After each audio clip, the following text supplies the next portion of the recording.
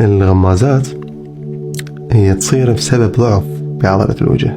عيون الزرق اللي نشوفها هي بسبب نقص بالخلايا الصبغية. هي شغلات تشوفها تدل على الجمال، العيون، الغمازات، لكن لو تجي الحقيقة هي سببها نقص معين. سبب وجودها أكو نقص.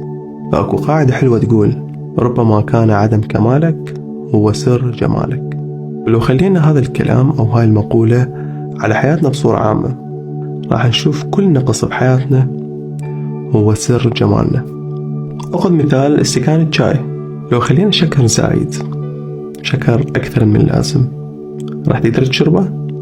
أكيد لا. ليش؟ لأن صار حلو زيادة. مستحيل راح يكون طعم الشاي مقبول عند أي شخص.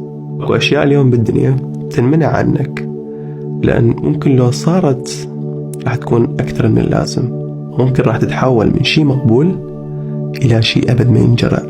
فأنت ما تعرف لو هاي الأشياء اللي منعت عنك كانت موجودة، ما تعرف كان صار بحياتك، ما تعرف كان شنو اللي تغير. فلازم يوم تكون أنت قنوع وراضي بالقاسم رب العالمين إلك.